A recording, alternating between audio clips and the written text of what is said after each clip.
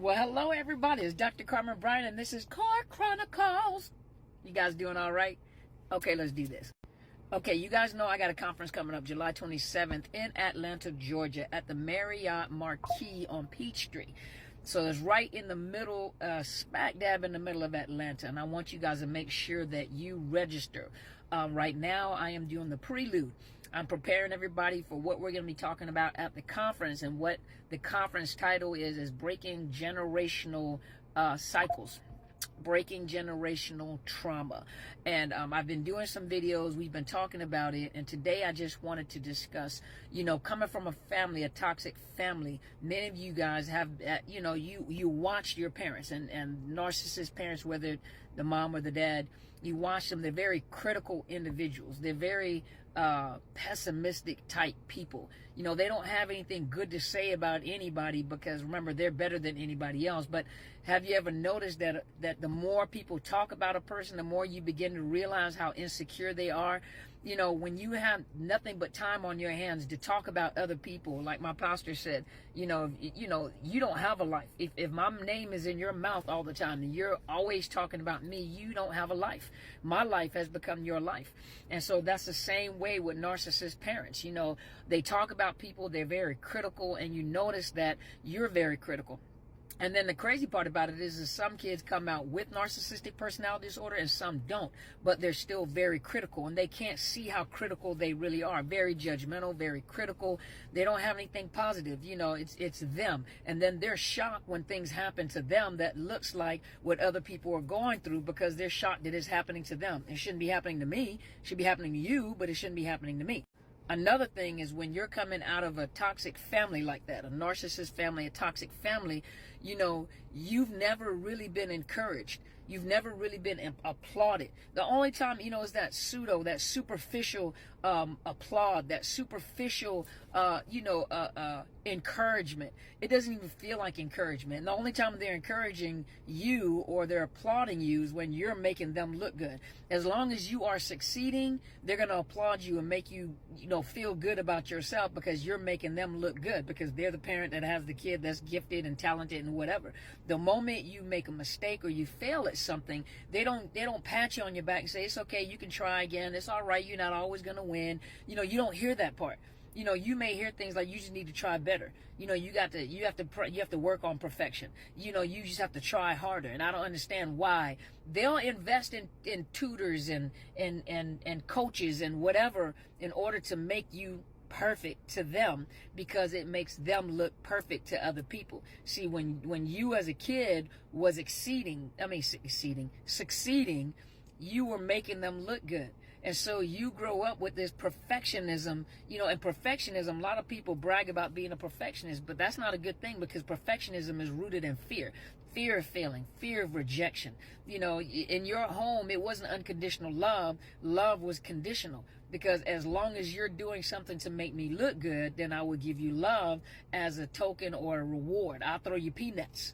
I'll sprinkle you a little something as long as you keep performing. But the minute you fail at something, whether you're running for a class officer, whether you are, wanting to make straight A's or A or B, they don't even give a credit for doing anything because you have failed and you're not perfect in their eyes because you're making me look bad. Now, that's another thing. Because of the fact that you really didn't get encouragement, guess what happens when you get older? You become discouraged very easily. And you have to be very careful. Now, keep in mind, this is for educational purposes only, trigger warning. And I'm going to make some mentions in just a minute. But when you grow up and you are discouraged all the time because you were never encouraged by family, you have to learn how to encourage your own self. And that's a hard thing to do when you've never seen it or you've never had an example of what that was like. And so you become discouraged very easily when you feel like you're failing at something or something is not happening the way that you think it should go. You're working very hard and it feels like you're running in a hamster wheel. You get discouraged. You got to be very careful. And you guys know that I'm a believer, and I was listening to a bishop talk about this, and this is very, very important. I want to bring this back to you. But discouragement can usher in the thoughts and feelings of suicidal ideation. If you're having suicidal ideation, please, stop the video and dial 988. If you are in the U.S., dial 988. Remember, it used to be 1-800-799-8922 or something like that. Well, they shortened the number to make it easier for you to remember. The number is 988. You dial 988. So remember, discouragement will usher in the feelings and thoughts of suicidal ideation. Dial 988. That's the crisis hotline. And on top of that, you guys know that I'm also sponsored by BetterHelp. I do BetterHelp. I am a counselor, a therapist on the BetterHelp program. I do it part-time outside of my private practice. I do it part-time. So I am a therapist on BetterHelp app, but I also am sponsored by BetterHelp. That's why I advertise BetterHelp. And if you use the link betterhelp.com/Dr. Carmen, you get a discount and you can get a therapist within your state. If you're not in the state of Washington, I cannot provide you with therapy, but you can hit that link and you can get a discount on a therapist in your state. So as I was saying, if you watch, discouragement will bring in the feelings of suicidal ideation. Not only that, but the longer you stay discouraged, you notice the more critical you are. The more your low self-esteem comes out of your mouth. You got to be careful what you're saying in the moment of discouragement, because discouragement also will cause you to miscarry your vision, to miscarry your purpose, to miscarry an assignment. You never make it to the end of the assignment. Discouragement will cause you just to stop in your tracks and just stop doing, because it doesn't seem like anything is working. It doesn't seem like the hard work you're putting into anything, because you don't have encouragement. No one is encouraging you and cheering you on. You don't always need a cheerleader, especially you come from a family that doesn't do it anyway. You learn how to cheer your own self on. So discouragement, you got to be careful, can cause you to miscarry your vision, your dreams, your career, your purpose, all that before you even get to the end. Hard work will hard work and persistence, But when you are in a family with narcissists, they tell you no matter how hard you're working, you're not succeeding. So they put more pressure on you to make it seem like you're a failure because it's not happening fast enough. But yet they're the type of people, they want the end results, but they don't want to put in the work, or they don't want to put in the work and the hard labor in order to reap the benefits of what they do. Another thing, you got to be careful. When you are discouraged, the stuff that comes out of your mouth. Remember, and Apostle Sadler just did a video on Monday evening. You go and listen to my mom's video. But one of the things is you have to remember, and we say this all the time in the world of psychology, you don't think in words. You think in imagery. So there's imagery that is downloaded into your head. And a narcissist they use the word pen. So they draw this picture in your head. That's why they use so many words. That's why a lot of them talk so much. And they talk real fast. And they move from topic to topic to topic. But they're drawing a picture in your head. And you're taking that picture that's in your head, and your brain adds words to the picture. And so out of your mouth comes the words that the picture, it describes the picture that is in your head.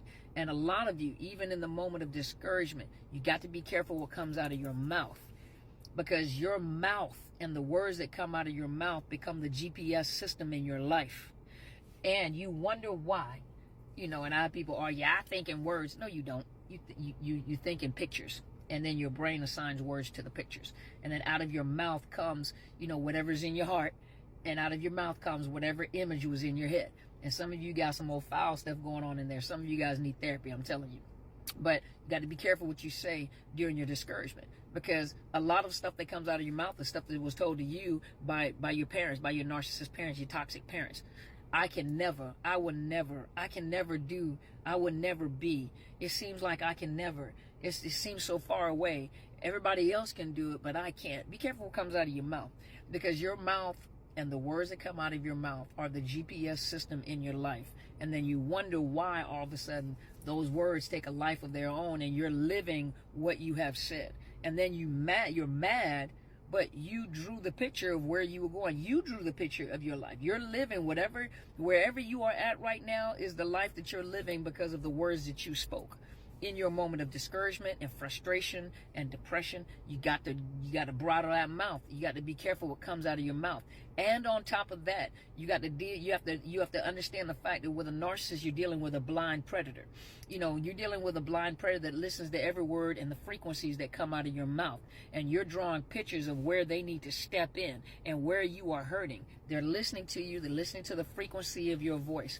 That's why I want you guys to make sure you register overcomingnarcissistabuse.ticketleap.com or Dr. Carmen Bryant at outlook.com. I'll send you an invoice. You got to be at this conference. We're going to be talking about this kind of stuff.